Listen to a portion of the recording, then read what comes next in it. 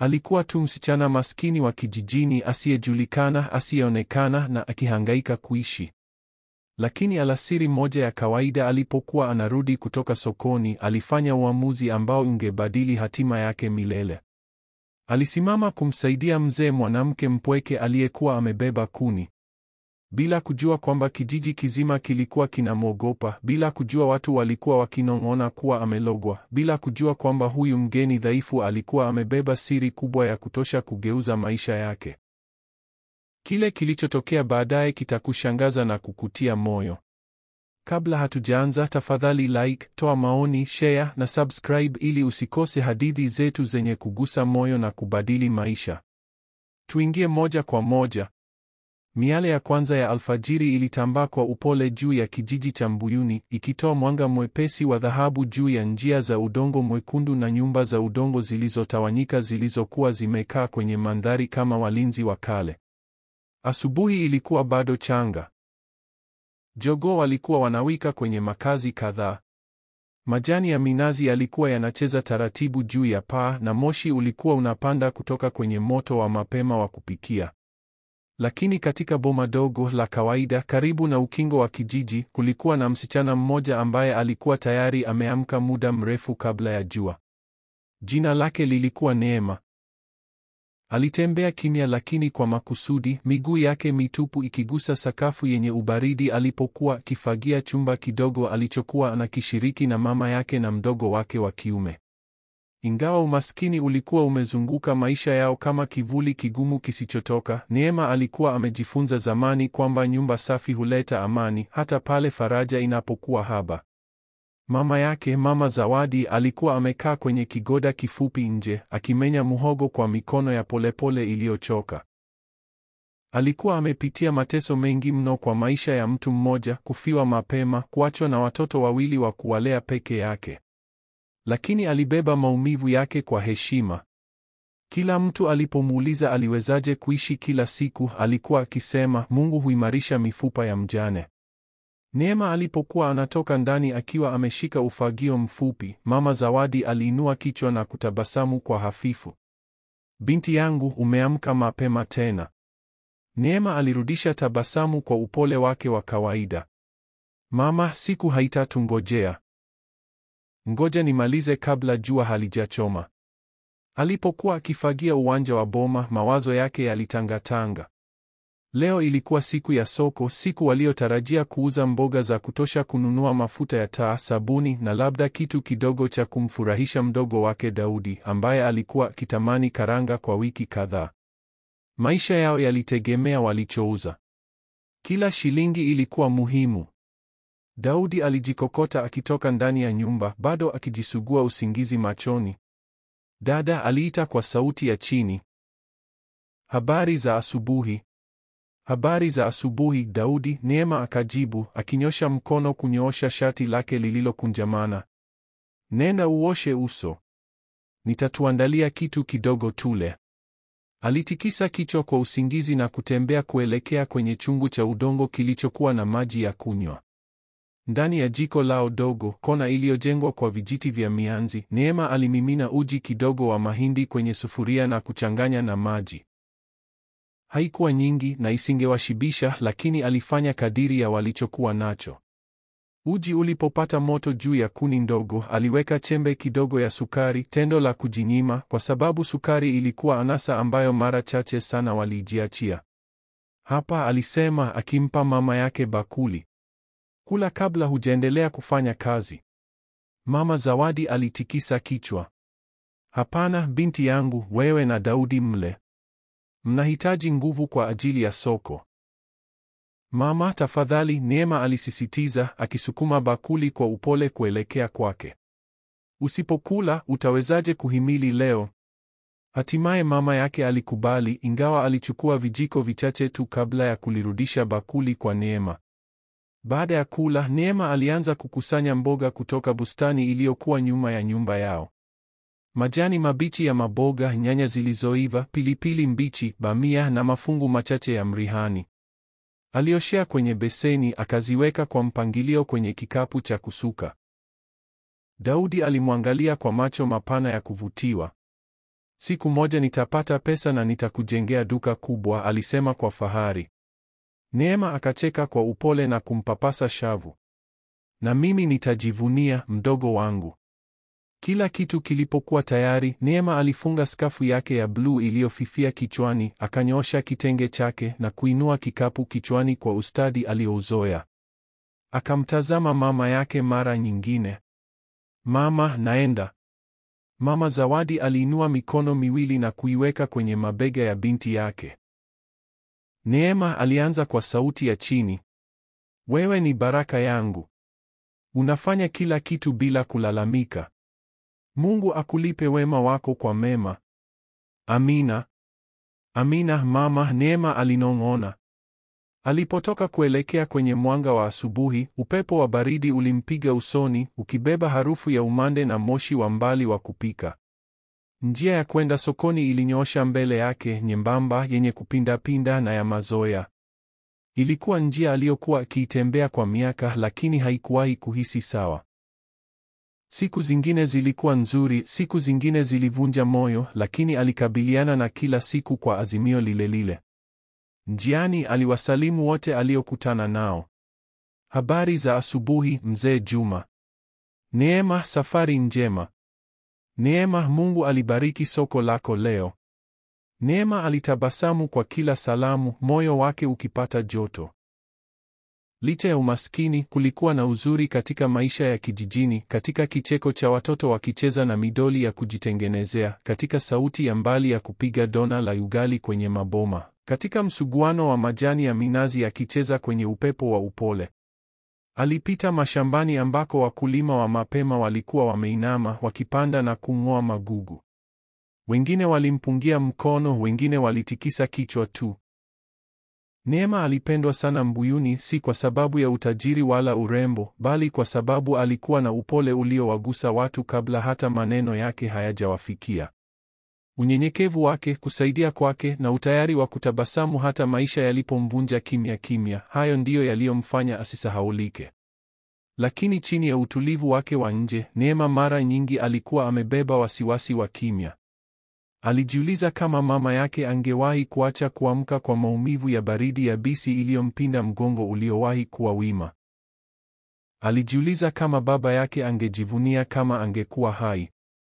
Alijiuliza kama Daudi angemaliza shule au angelazimika kuacha masomo kwa sababu yeye asingemudu kumsaidia peke yake. Alibeba mizigo yote hiyo, lakini aliendelea kutembea kwa neema tulivu iliyowafanya wengine kudhani hana wasiwasi wowote. Alipofika kwenye panda ambako njia ilipanuka kuingia barabarani, alisimama kwa muda mfupi. Barabara iliyokuwa mbele ilielekea sokoni, lakini kitu kilivuta roho yake, hisia asiyoweza kuitaja. Alivuta pumzi ndefu na kuanza kutembea tena. Jua lilikuwa limepanda zaidi sasa, likiliogesha kijiji kwenye mwanga wa joto. Neema alinyanyua kikapu chake na kuendelea, bila kujua kilichokuwa kinamsubiri mara tu baada ya ule mgeuko. Mara tu baada ya ule mgeuko, kulikuwa na wakati unakuja. Wakati ambao ungebadili mpigo wa maisha yake. Wakati ambao ungeunganisha hatima yake na ya mzee mwanamke mpweke na bilionea aliye upande mwingine wa dunia. Wakati uliozaliwa na wema. Wakati ambao ungebadilisha kila kitu. Lakini kwa sasa, Neema aliendelea tu kutembea, moyo wake ukiwa safi, hatua zake thabiti, na kesho yake ikisubiri kimya kimya gizani. Jua lilikuwa limepanda zaidi sasa, likipasha joto barabara ya udongo mwekundu iliyoelekea sokoni. Neema alitembea kwa hatua za uhakika, kikapu kikiwa kimesawazika kwa ustadi kichwani. Upepo wa asubuhi ulitikisa majani ya miembe yaliyokuwa kando ya njia, na ndege waliruka juu yake kwa mikunjo ya haraka ya kucheza. Kijiji kilikuwa kimeamka kabisa, wakulima wakipigiana kelele, wanawake wakielekea mtoni, watoto wakikimbia wakiwa wamefunga makopo kwenye kamba. Neema aliwasalimu wote aliokutana nao, tabasamu lake likiwa ang'avu, ingawa mawazo yake yalikuwa yameshikwa na fikra za siku. Siku za soko hazikuwa na uhakika. Wakati mwingine aliuzwa kila kitu. Wakati mwingine alirudi nyumbani na karibu nusu ya bidhaa bado kwenye kikapu. Lakini kila wakati alitumaini, kila wakati aliamini kwamba kila siku ilikuwa na baraka yake. Alipofika tu kwenye ule mgeuko wa mazoea ambako njia nyembamba ilipanuka kwenda barabarani, alianza kupunguza mwendo. Kitu kilichokuwa mbele kilivutia macho yake. Kitu kisicho cha kawaida, kitu kilichovuta moyo wake. Mzee mwanamke alikuwa anahangaika chini ya mzigo mzito wa kuni. Vijiti vilifungwa pamoja kwa mafungu mazito yaliyokuwa yameegemea mgongo wake uliopinda. Alitetemeka kwa kila hatua, miguu yake mitupu ikizama kwenye vumbi. Kitenge chake kilikuwa kimefifia, kimetoboka pembeni, na nywele zake za mvi zilichomoza chini ya leso iliyochakaa. Alishika mfuko mdogo wa nailoni kwa mkono mmoja, akiegemea sana juu yake ili asipoteze mlingano. Neema alisimama akitazama. Pikipiki ilipita kwa kasi ikiinua vumbi. Kundi la wavulana walifuata muda mfupi baadaye, wakicheka kwa sauti huku wakicheza. Mwanamke aliyebeba ndizi kichwani kwa ustadi alipita, akimtazama mzee yule kwa sekunde chache tu kabla ya kuendelea na safari yake. Hakuna aliyesimama. Hakuna aliyetoa msaada. Kupumua kwa mzee kulizidi kusikika, kukaza zaidi. Lakini bado alisukuma hatua zake mbele kana kwamba alikuwa amezoea kuteseka peke yake. Kifua cha Neema kilikaza. Alifikiria kuendelea. Alikuwa na mboga za kuuza. Ilibidi afike sokoni mapema. Familia yake ilitegemea pesa, lakini hakuweza kung'oa macho yake kutoka kwenye miguu ya mzee iliyokuwa ikitetemeka, mgongo wake uliopinda na mapambano yake ya kimya. Neema alisonga hatua moja mbele kisha akasita. Vipi kama soko litakuwa zito leo, alifikiri. Mama anategemea nirudi na pesa ya kutosha. Ada za shule za Daudi, mafuta ya taa, chakula. Akamtazama tena yule mama. Wakati huo huo mzee alijikwaa. Kuni zilicheza hatarini. Aliguna akishika kwa nguvu mfuko wake wa nailoni ili asianguke. Neema alihisi kama kuna kitu ndani yake kimekatika, kama uzi usioonekana uliomvuta mbele.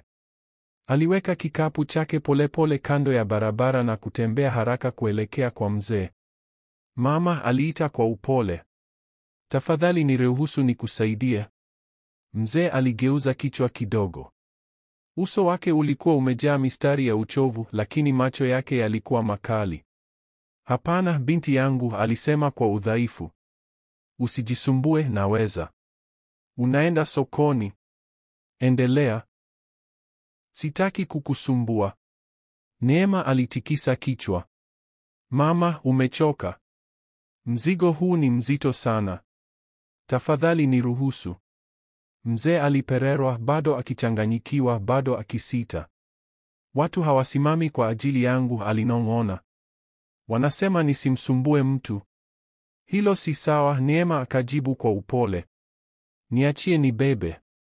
Baada ya muda mrefu, mzee alitikisa kichwa kukubali. Neema akasogea nyuma yake na kuanza kulegeza kamba iliyofunga kuni taratibu. Uzito ulimshangaza. Ulikuwa mzito kuliko alivyotarajia, mbaya na wenye miiba. Ncha kali zilimkwaruza mikono, lakini alikaza mshikamano wake na kusawazisha mafungu kwenye kiuno chake. Mama, nyumba yako iko wapi? Neema aliuliza, akijaribu kutuliza pumzi. Si mbali, mzee alisema. Nifuate. Walitembea taratibu kwenye kijia nyembamba kilichojitenga kutoka barabarani. Nyasi ndefu zilipiga miguu ya Neema alipohamisha kuni kuelekea kichwani. Njia ilipinda kupita migomba na mashamba madogo hadi ikafunguka kwenye uwanda wa upweke. Hapo, ukiwa umesimama peke yake, kulikuwa na nyumba ndogo ya udongo. Kuta zilikuwa zimepasuka. Paa la bati lilikuwa limeinama kidogo. Hakuna watoto waliocheza uwanjani. Hakuna sauti ya majirani iliyounguruma karibu. Ukimya tu ndio uliishi pale. Neema alimeza mate. Unaishi hapa? Aliuliza kwa sauti ya chini. Ndiyo, mzee alisema. Weka kuni nyuma ya nyumba mahali napopikia. Neema aliubeba mzigo kuzunguka pembeni na kuushusha taratibu chini karibu na mafiga ya mawe matatu. Alinyoosha mikono akikunja uso kwa maumivu ya mikwaruzo, kisha akarudi mbele ya nyumba. Mzee alimwangalia kwa uso ambao Neema hakuusoma kikamilifu, shukrani zilizochanganyika na kutoamini. Wewe ni mkarimu, mzee alisema kwa sauti ya chini. Mkarimu sana. Unaitwa nani? Jina langu ni Neema. Neema, alirudia polepole. Jina zuri, jina ambalo Mungu hulikumbuka. Neema alitabasamu kwa aibu. Mama, ngoja nirudi kuchukua kikapu changu kabla mtu hajakichukua. Mzee alitikisa kichwa. Asante binti yangu. Mungu abariki hatua zako. Neema alipogeuka kuondoka alisita. Kitu kilimsukuma aseme tena. Mama, alisema kwa upole. Nikapita njia hii kesho, nitakuja kukuangalia. Mzee alionekana kushangaa. Wewe utarudi? Ndiyo, Neema alisema. Ukihitaji maji naweza kuchota.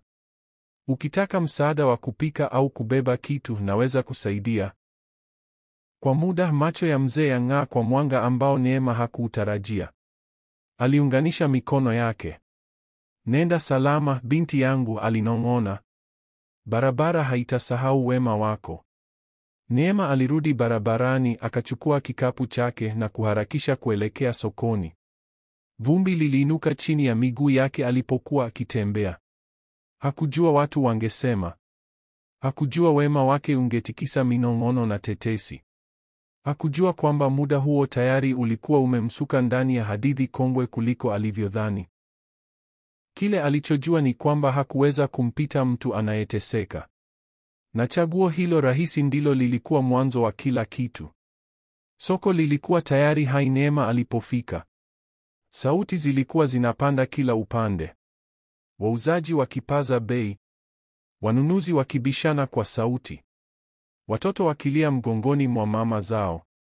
Makelele ya masufuria na mabeseni yakisogezwa juu ya meza za mbao. Hewa ilikuwa na mchanganyiko wa harufu, nyanya mbichi, samaki wa kukaushwa, mafuta ya mawese na jasho la watu wanaofanya kazi kwa bidii chini ya jua la asubuhi. Neema alitandaza haraka jamvi lake kwenye kona yake ya kawaida na kupanga mboga zake kwa nadhifu. Lakini hata alipokuwa akifanya kazi, mawazo yake yalirudi kwa yule mzee, uzito wa kuni, upweke ulioizunguka nyumba yake na shukrani machoni mwake. Neema alipokuwa amezama kwenye kazi, hakugundua hatua za watu mpaka aliposikia mtu akiita kwa sauti kubwa.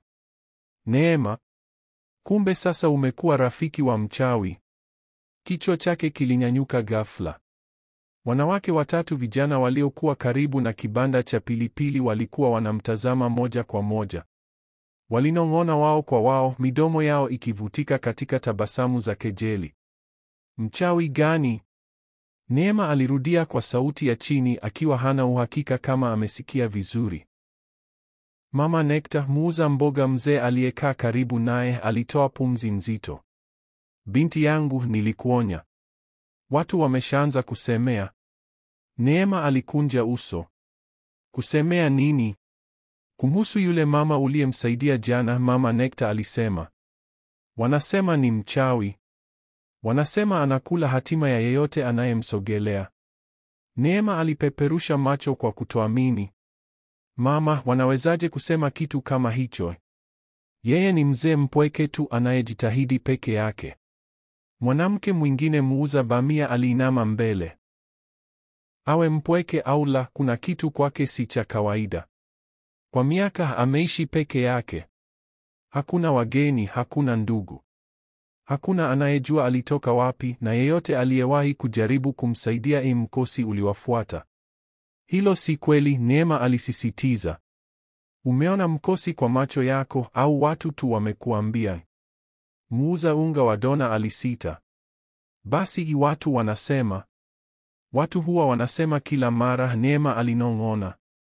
Lakini minong'ono ilianza kuongezeka. Kijana aliyekuwa ananunua nyanya aliuliza kwa sauti, huwa huogopi? Hata uliingia kwenye boma lake? Wanawake wawili wazee walishangaa kwa kuigiza. Uliingia kwenye boma lake? Neema, ujasiri wako ni wa ajabu. Mtu nyuma yake alinung'unika, huyu msichana anataka kuharibu hatima yake. Wateja wachache waliinuka na kuepuka kibanda chake kabisa, wakipita haraka kana kwamba hofu ni ugonjwa unaoambukiza. Neema alihisi kitu kikikaza kifua chake. Aliendelea kupanga mboga zake kwa utulivu, lakini mikono yake ilitetemeka kidogo. Kwa nini wanamtendea hivi? Alifikiri. Na kwa nini wananitendea hivi pia? Alijaribu kuzingatia kuuza, lakini biashara ilikuwa taratibu kuliko kawaida. Watu wengine walinunua kwa mazoea, lakini wengine waliepuka meza yake kwa makusudi, wakijifanya hawamuoni. Hata wateja wa kawaida walikaa mbali. Wakati umati ulipopungua kuelekea alasiri, Mama Nekta alisogea karibu. Binti yangu, alisema kwa upole. Najua una moyo mzuri, lakini hapa kijijini, mioyo mizuri wakati mwingine huumia. Kuwa makini. Sikufanya kosa, Neema alisema kwa sauti ya chini. Hapana, Mama Nekta alikubali. Lakini watu huogopa wasichokielewa. Neema alimaliza kuuza alichoweza. Alipohesabu pesa yake, alitoa siri. Alikuwa ameuza kidogo sana kuliko kawaida. Mapato ya leo yasingetosheleza hata nusu ya alichohitaji mama yake. Alipokuwa akifunga vizuri kitenge kiunoni, alihisi hasira ikichoma kifua chake. Kwa nini kumsaidia mtu kunaleta matatizo? Kwa nini wema uadhibiwe? Alirudi nyumbani kwa hatua nzito na polepole, vumbi likikamatana na viatu vyake.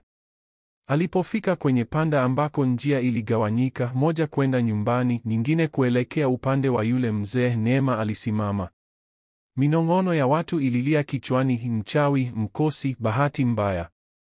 Alifumba macho. Kisha akakumbuka mabega yanayotetemeka ya yule mzee, faraja usoni mwake, na upweke ulioizunguka ile nyumba iliyopasuka. Neema akafumbua macho na kugeuka kuelekea kijia kile nyembamba. Kijiji kinaweza kuamini chochote, lakini yeye alijua alichokiona, hii mwanamke anayehitaji msaada. Alipofika kwenye uwanda, alimkuta yule mzee amekaa nje ya nyumba yake ya udongo, akimenya muhogo polepole kwenye bakuli. Mikono yake ilitetemeka kidogo. Mabega yake yalining'inia kama matawi yaliyopindwa na miaka ya dhoruba. Mama, Neema alisema kwa upole. Mzee alitazama juu. Tabasamu dogo likatanda kwenye uso wake wenye makunyanzi. Neema, umefika. Nilisema nitakuja, Neema akajibu. Aliweka chini kikapu chake, akafunga kitenge chake kwa nguvu kidogo na akapiga magoti pembeni yake. Niachieni nikusaidie. Hujali hii? Mzee aliuliza kwa sauti ya chini. Watu huniepuka. Wanasema nabeba mkosi. Siwaamini, Neema alijibu bila kusita. Mzee alipepesa macho na kumeza kwa shida. Akampa Neema muhogo, naye akaanza kuumenya kwa mwendo wa haraka uliouzoea. Walifanya kazi kimya kwa muda, hewa ikiwa ya joto lakini yenye amani. Kisha mzee akasema tena, wewe ni mtoto wa ajabu, Neema. Wengi huvuka barabara wakiniona. Neema alimwangalia kwa upole. Kwa nini? Uliwafanyia nini? Mzee alitoa tabasamu lenye uchungu. Wakati mwingine huhitaji kufanya chochote. Watu hutunga hadithi zao wenyewe wasipojua ukweli. Neema alitikisa kichwa taratibu, akihisi uzito wa maneno hayo. Walimaliza kumenya. Neema aliosha muhogo, akachota maji kwenye chungu cha udongo, akafagia mbele ya nyumba na hata akasaidia kuwasha moto nyuma ya nyumba. Kila kitu kilipokuwa tayari, aliketi kwenye benchi la mbao lililokuwa chini karibu na mzee. Mama, aliuliza kwa sauti ya chini, kwa nini unaishi peke yako? Huna watoto? Mikono ya mzee ikasimama, macho yake yakafifia mara moja kana kwamba mtu amefungua jeraha la zamani.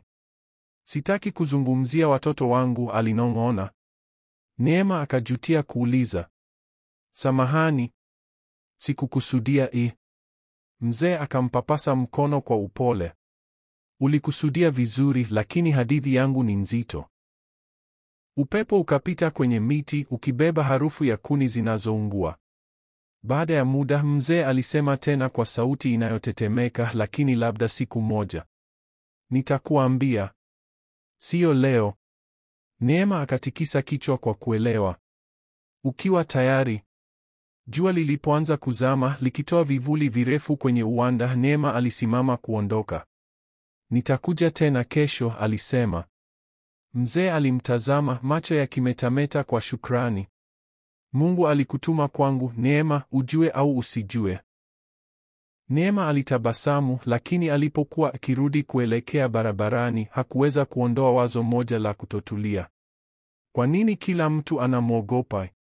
Na ndani kabisa ya vivuli vya miti, hatima ilitazama kimya kimya, ikisubiri. Siku zilizofuata zilikuwa ngumu kuliko Neema alivyowahi kupitia kwa muda mrefu. Kila asubuhi aliamka mapema, akafagia boma, akapika kwa ajili ya mama yake na mdogo wake, na kuandaa kikapu chake kwa soko. Kwa juu hakuna kilichobadilika, lakini mazingira yaliyozunguka maisha yake yalikuwa yamebadilika. Macho yalimwandama kwa ukali zaidi. Minong'ono ilipanda nyuma yake. Mazungumzo yalikatika kila alipopita. Ishara ya kwanza ilitokea alipofika kwenye sehemu yake ya kawaida ya kuuza. Wanawake wawili ambao kwa kawaida walimsalimu kwa furaha, walibadilisha sehemu zao ili tu wasiketi karibu naye. Mmoja hata alihamisha beseni lake lote, akinung'unika kuhusu mkosi chini ya sauti. Neema alijifanya hasikii, lakini maneno yalichoma ndani ya moyo wake kama miiba iliyojificha. Ndani ya saa moja uvumi ulienea zaidi. Yule msichana sasa anamtembelea mchawi kila siku, mtu alisema kwenye kibanda cha wauza mihogo. Mimi sitawahi kununua mboga kwake tena, mwingine alitangaza kwa sauti. Watoto, msikaribie meza yake, mwanamke mzee alisema, akimvuta binti yake mdogo. Neema alikaa kimya, mikono yake ikipanga nyanya alizojua wengi hawatanunua tena. Aliweka uso wake tulivu, ingawa kifua chake kilikuwa kizito. Haikuwa tu kukosa mauzo kilichouma zaidi, ilikuwa ni namna watu walivyomchukulia sasa, kana kwamba yeye ni kitu cha kuogopwa. Msichana mmoja alikuja kununua pilipili, lakini akasita alipomwona Neema. Ni wewe, alinong'ona. Samahani, ngoja ninunue upande ule. Neema alihisi kukataliwa kama kofi. Alimeza kwa nguvu na kuendelea kupanga bidhaa zake. Sikufanya kosa, alinong'ona kwa nafsi yake. Nilimsaidia tu mtu aliyekuwa anahitaji msaada. Mama Nekta, ambaye alikuwa ameitazama hali kwa muda, alisogea karibu. Binti yangu, usiache maneno yao ya kuumize roho, alisema kwa upole. Watu huogopa wasichokielewa. Wakati mwingine watu wema huumia kuwatendea wengine wema. Neema alijilazimisha kutabasamu. Mama, kwa nini wanamtendea hivi? Yeye ni mzee tu anayeishi peke yake. Mama Nekta alitoa siri nzito. Hofu inaweza kugeuza hata mioyo laini kuwa mawe. Uvumi ukianza, ukweli huwa dhaifu sana kupigana nao. Wateja waliendelea kumkwepa, na jua lilipofikia juu kabisa, alikuwa ameuzwa robo ya mboga zake. Kwa kawaida ifikapo adhuhuri, kikapu chake kingekuwa karibu tupu. Leo mkoba wake ulikuwa na noti chache za shilingi zilizokunjamana. Mungu nisaidie, alinong'ona. Ilipofika muda wa kufunga, hatua zake zilikuwa nzito. Alifunga kitenge chake vizuri, akainua kikapu chake kilichokuwa bado nusu, na kuanza kutembea kurudi nyumbani. Lakini alipofika kwenye panda ambako barabara iligawanyika, alisimama. Njia ya kushoto ilienda nyumbani. Njia ya kulia ilienda kwa Mama Rehema. Onyo la watu lililia kichwani, lakini picha ya mzee mpweke, dhaifu, mwenye shukrani ililia zaidi. Neema alifumba macho kwa muda, kisha akageuka kulia. Alipofika kwenye uwanda, alisikia kikohozi nyuma ya nyumba ya udongo. Alikimbilia sauti ile. Mama Rehema alikuwa ameinama, akipumua kwa shida baada ya kujaribu kuchanja kuni. Mama, Neema alisema kwa haraka. Hupaswi kufanya hivi. Mzee alijaribu kusimama. Sikujua kama utakuja leo. Nilikwambia nitakuja, Neema akajibu, akimsaidia aketi kwenye kigoda. Mama Rehema alitabasamu kwa udhaifu, macho yake yakiwa na kitu cha upole. Watu hawatimizi ahadi kwangu tena. Wewe ni tofauti. Neema aliweka chini kikapu chake na mara moja akaanza kupanga kuni zilizotawanyika. Alifagia eneo la kupikia, akachota maji kwenye chungu na kuosha vyombo vya mzee. Alipokuwa akifanya kazi, alihisi amani ya ajabu ikitua. Licha ya ukatili wa kijiji, mahali hapa palimtuliza. Aliporudi kuketi karibu na mama Rehema, mzee alimwangalia kimya kwa muda mrefu. Neema, alisema polepole, watu wanakusumbua kwa sababu yangu. Neema alitazama chini akichezea kucha za vidole. Wanasema sana. Wanasema mambo kukuhusu. Na kwa sababu mimi huja hapa, wanasema mambo kunihusu pia. Mama Rehema alishusha kichwa. Samahani. Hupaswi kuteseka kwa kunijua. Hukufanya kosa, Neema alijibu haraka. Watu tu hawakuelewi. Macho ya mzee yakalowa. Lakini wewe huulizi kwa nini ninaishi peke yangu? Huulizi kwa nini kila mtu huniepuka? Niliuliza mara moja, Neema alikiri kwa sauti ya chini. Lakini ulisema hadithi ni nzito na sikutaka kufungua jeraha. Mama Rehema akafuta tone la machozi kimya. Una roho nyepesi, binti yangu. Roho kama hiyo ni adimu duniani. Kwa muda ukimya ukakaa kati yao, ukikatizwa tu na msuguano wa majani na sauti za mbali za ndege wa jioni. Kisha mama Rehema akaendelea, sauti yake ikitetemeka. Watu hudhani mimi ni mchawi. Hudhani nilifukuza watoto wangu. Hudhani nilijiletea laana, lakini hakuna moja lililo kweli. Neema alisikiliza kimya, moyo wake tayari ukivunjika kwa hadithi ambayo bado hajasikia. Nilikuwa naishi kijiji kingine, mzee alisema, mahali pakubwa palipojaa mioyo ya wivu. Nilikuwa na mwanangu, mtoto wangu wa pekee. Alikuwa mwerevu, mkarimu na mwenye azma ya kufanikiwa. Alienda nje kusoma. Watu wakachukia, Neema alinong'ona. Ndiyo, mama Rehema alitikisa kichwa. Waliona mafanikio yake ni kama nimechukua kitu kwao. Walidanganya. Walidanganya, Neema alisema kwa uchungu. Ndiyo, mama Rehema akasema. Na uongo wao ukaenea kama moto. Kufikia mwanangu anaondoka kwenda Marekani, kijiji kilikuwa kimenigeukia. Nikakimbilia hapa kujilinda na kusubiri arejee. Nimekuwa nikisubiri kwa miaka mingi. Koo la Neema likakaza. Mama, samahani sana. Mama Rehema akamkaza mkono kwa udhaifu. Wewe ndiye mtu wa kwanza kwa muda mrefu aliyeniona binadamu. Jua lilipozama chini, likitoa mwanga wa machungwa juu ya uwanda, Neema alipokuwa akijiandaa kuondoka, mama Rehema alimtazama kwa shukrani inayotetemeka. Wewe ni mtoto Mungu aliyenitumia, alinong'ona. Wema wako hautaishia bure. Neema alirudi nyumbani, machozi yakimjaa. Na mahali fulani ndani ya roho yake, sauti ilinong'ona, hadithi hii bado iko mbali kuisha. Kwa karibu wiki moja, Neema aliendelea kumtembelea mama Rehema kwenye nyumba yake ya udongo iliyo upweke. Kila siku ilileta ukaribu zaidi kati yao, ukweli wa uhusiano usiotarajiwa ulioundwa na wema, maumivu na kuelewana kwamba dunia inaweza kuwa katili. Neema alimsikiliza mzee akisimulia, akamsaidia kupika, akasafisha boma na kuhakikisha anakula vizuri. Na kadiri siku zilivyoendelea, tabasamu dhaifu la mama Rehema likawa la joto kidogo, la hofu kidogo. Lakini uvumi mbuyuni uliendelea kuwa mkubwa. Neema sasa ni mwanafunzi wa mchawi, mwanamke mmoja alisema kwa sauti sokoni. Nimesikia hatima yake hivi karibuni itamezwa, mwingine akanong'ona. Wengine walikataa kununua kwake kabisa na hata watoto walikimbia kila alipokaribia. Ilimuuma kuliko alivyoruhusu kuonekana, lakini kila shaka ilipoingia, alikumbuka jinsi mikono ya mama Rehema ilivyokuwa ikitetemeka alipoinua viungu peke yake, utupu wa boma lake na upweke machoni mwake, ndio vilivyomfanya Neema aendelee. Ilikuwa siku ya 7, joto, vumbi na kimya kisicho cha kawaida, ndipo kila kitu kilibadilika. Neema alikuwa amemaliza soko mapema kwa sababu mauzo yalikuwa mabaya. Akaamua kununua kipande kidogo cha samaki kwa ajili ya mama Rehema. Kwa kuwa mzee mara chache alipata protini ya kula, aliufunga kwa uangalifu kwenye jani, akauweka kwenye kikapu chake na kuanza kutembea kuelekea kijia kile cha mazoya. Alipofika kwenye uwanda, aliganda. Gari jeusi aina ya SUV, jipya, linaong'aa na ghali mno kwa kijiji kama Mbuyuni, lilikuwa limeegeshwa moja kwa moja mbele ya nyumba ya udongo. Injini ilikuwa imezimwa, lakini uwepo wake uliamuru macho. Lilionekana kama kitu cha dunia ya mbali kilichodondoshwa kimakosa kwenye kona hii iliyosahaulika ya kijiji.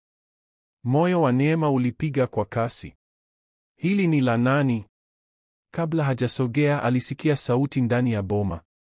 Mama, mama, uko wapi? Mwanaume aliita kwa haraka. Sauti yake ilikuwa nzito, yenye udhabiti, na ilikuwa na lafudhi ambayo Neema hakuwa amewahi kuisikia, laini, iliyosafishwa na ya kigeni. Akasogea hatua ya kuogopa. Mlango wa mbele wa nyumba ya udongo ukafunguka na mwanaume mrefu aliyevaa vizuri akatokea. Alikuwa kwenye miaka ya mapema ya 30, labda, akiwa na ndevu zilizopangwa vizuri na mabega mapana. Alivaa viatu vya bei na shati lililomkaa. Saa mkononi mwake peke yake ingeweza kulisha familia 10 Mbuyuni kwa miezi. Uwepo wake ulipiga kelele ya utajiri, kujiamini na elimu. Lakini macho yake yalikuwa yamejaa wasiwasi. Mama, aliita tena, akisogea mbele. Wakati huo Mama Rehema akatokea nyuma ya nyumba, akijifuta mikono kwenye kitenge chake. Alionekana kama ameganda, kushangaa kabisa. Mwanangu, alinong'ona. Uso wa mwanaume ukang'aa kwa faraja na maumivu. Mama akakimbilia kwake na kupiga magoti, akamkumbatia kwa nguvu, mwili wake unaotetemeka. Neema alisimama mbali akiwa ameduaa, hajui asogee au ajifiche. Mama, kwa nini hukuambia? Mwanaume alisema, akijiondoa kidogo kumtazama usoni. Kwa nini hukuambia unaishi hivi? Macho ya Mama Rehema yakafurika mara moja. Mwanangu, nilisubiri uje, lakini sikutaka kuwa mzigo. Sikupenda kukurudisha nyuma. Mzigo? Mwanaume alisema, akitikisa kichwa. Mama, wewe ni mama yangu. Hakuna anayekuchukua nafasi. Hakuna. Neema alitazama kimya, kifua chake kikijaa hisia. Mama Rehema alikuwa amewahi kumwambia hadithi yake inaumiza, lakini hakuweza kufikiria hivi. Umefanikiwa, Mama Rehema alinong'ona. Umekuwa kile tulichokiombea. Ndiyo, alisema kwa upole. Lakini haina maana kama wewe unateseka. Macho yake yakapita kwenye boma, kuta zilizopasuka, paa lililochakaa, uwanja mtupu. Nani alikufanyia hivi? Aliuliza, sauti yake ikikaza. Nani amekuacha hapa? Mama Rehema alitikisa kichwa. Watu wanaweza kuwa wakatili, lakini Mungu alinitumia mtu. Akageuka taratibu na kumwelekeza Neema. Mwanaume akafuata mwelekeo huo, macho yao yakakutana. Kwa muda alimtazama tu, kwanza kwa kushangaa, kisha kwa mshangao, na mwisho kwa kitu laini zaidi. Mama, ni nani huyu? Aliuliza kwa sauti ya chini. Midomo ya Mama Rehema ilitetemeka kwa hisia. Mtu pekee aliyenijali kwa miaka. Mtu pekee aliyeniona si mchawi, si laana, bali binadamu. Alibeba kuni hadi boma hili. Alinipikia, alinifagia, alikaa nami, aliomba nami. Mashavu ya Neema yakapata joto. Mama, tafadhali. Mama Rehema hakukoma. Yeye ndiye mtoto Mungu aliyemtumia kuniniacha hai. Mwanaume akamgeukia Neema sasa, macho yake yakiwa ya kina na ya kutafuta. Akasogea karibu. Asante, alisema, sauti yake ikiwa thabiti lakini yenye hisia. Sijui hata jina lako, lakini asante kwa kumwokoa mama yangu. Jina lake ni Neema, Mama Rehema alisema kwa fahari. Ana moyo safi. Neema akainamisha macho. Nilifanya tu kile ambacho mtu yeyote angefanya. Sio mtu yeyote, mwanaume akajibu kwa udhabiti. Hakuna mwingine aliyemsaidia. Wewe ndio ulifanya. Upepo ukageuka, ukipiga msuguano laini kwenye nyasi. Unaitwa nani, bwana? Neema aliuliza hatimaye. Akanyooka kidogo. Jina langu ni Maiko, alisema. Maiko Mponda. Neema alipepesa macho. Jina hilo alikuwa amelisikia mahali fulani. Maiko alitabasamu kwa hafifu alipoona ametambua. Ndiyo, mimi ndiye Maiko ambaye watu huandika habari zake, yule kijana alienda Marekani akiwa mdogo. Biashara zangu ziko Marekani, Ulaya na Dar es Salaam sasa. Nimerudi kwa sababu nilipokea barua ikisema mama yangu huenda hayuko hai. Mama Rehema akamshika mkono. Lakini niko hai. Na yeye akamwonyesha Neema tena, ndiye sababu niliishi vya kutosha kukuona ukirudi. Mtazamo wa Maiko ukalainika kuwa wa joto, wa shukrani, wa kitu ambacho Neema hakuweza kukitaja. Akasogea hatua moja karibu. Neema, alisema kwa upole. Hujui bado, lakini umeibadilisha familia hii milele. Maneno yake yalileta mtikisiko wa ajabu kwenye kifua cha Neema. Mama Rehema alitabasamu kupitia machozi. Mwanangu, alisema akifuta macho. Huyu ndiye msichana niliyekuambia Mungu atamtuma. Maiko akamwangalia Neema tena, na safari hii Neema aliona wazi, maisha yake hayakuwa kama zamani tena. Siku zilizofuata baada ya kurudi kwa Maiko zilikuwa tofauti na chochote ambacho kijiji cha Mbuyuni kilikuwa kimewahi kuona. Habari zilisambaa haraka kuliko moto wa nyika. Mchawi wa nyumba ya udongo hakuwa mchawi kabisa, bali alikuwa mama wa bilionea. Wale waliokuwa wakimdhihaki Mama Rehema sasa waliepuka boma lake kwa aibu. Wengine hata walijaribu kuja na tabasamu za uongo na bakuli za chakula, wakitumaini kuandika upya historia yao kwa wema ambao hawakuwahi kutoa. Lakini Mama Rehema hakukubali. Moyo wangu unakumbuka ni nani aliyesimama upande wangu, alisema kwa upole, na ni nani aliyesimama mbali. Neema aliendelea kumtembelea kama kawaida, bila matarajio, bila hofu. Lakini sasa kulikuwa na uwepo mpya ndani ya nyumba. Maiko aliajiri mafundi kukarabati boma lote. Ndani ya siku chache, kuta zilizopasuka zilikarabatiwa, paa likabadilishwa na uwanja ukageuka. Hata hivyo, hata utajiri ulipoizunguka nyumba iliyokuwa ya udongo, Maiko mara nyingi alikaa nje na mama yake, akimsikiliza, akifidia miaka ya kutokuwepo. Na Neema aliendelea kusaidia, ingawa Mama Rehema alimsisitizia apumzike. Jioni moja, jua lilipopaka anga kwa rangi za machungwa na dhahabu, Maiko alimsogelea Neema alipokuwa akifagia uwanja. Una haja ya kufanya hivyo, alisema kwa upole. Neema alitabasamu. Mazoea mabaya hufa polepole, bwana. Niite Maiko, alisema kwa sauti ya chini. Neema akacheka kidogo, akiinamisha macho. Sawa, Maiko. Nimekuwa nikikuangalia siku hizi, alianza. Wewe ni mnyenyekevu, mfanyakazi, na umemtunza mtu muhimu zaidi maishani mwangu. Neema alitikisa kichwa. Sikufanya jambo la kipekee. Umefanya kila kitu cha kipekee. Maiko akasogea karibu. Wakati wote walipomwacha, wewe hukumwacha. Wakati wengine walipomdharau, wewe ulimfariji. Walipomwita majina, wewe ulimlisha. Mama yangu yuko hai kwa sababu yako, na sitaweza kukulipa. Neema alimeza. Mama yako ana maana kubwa kwangu. Ana maana ya kila kitu kwangu, Maiko alisema kwa upole. Na sasa na wewe pia una maana. Moyo wa Neema ukaruka. Maiko akavuta pumzi ndefu kana kwamba anajipa udhabiti. Neema, huenda huoni, lakini wema wako umebadilisha maisha yetu. Sitaki kuondoka kijijini tena. Si bila wewe. Pumzi ya Neema ikakwama. Bila mimi? Ndiyo, alisema, sauti yake thabiti lakini laini. Neema, nataka kukuoa. Kwa muda, ukimya ukawafunika kama blanketi la joto. Neema alimkazia macho akiwa ameduaa. Ndoa na mwanaume kama Maiko? Wazo lilionekana haliwezekani, kama ndoto kubwa mno kwa mikono yake. Lakini mimi ni msichana tu wa kijijini, alinong'ona hatimaye. Sina chochote. Sina utajiri, sina elimu. Hapana, Maiko akamkatiza. Una kitu kimoja ambacho pesa haiwezi kununua, moyo safi. Neema akapepesa machozi ya ghafla. Michael, una uhakika? Usiseme hivi kwa sababu ya shukrani. Hii si shukrani, alisema kwa udhabiti. Ni upendo. Upendo wa kweli. Unaokuwa kutoka kwenye kuvutiwa na kuheshimiana. Wakati huo, sauti ya Mama Rehema ikatokea nyuma yao. Binti yangu, kwa nini unalia? Neema akageuka kwa haraka akifuta mashavu.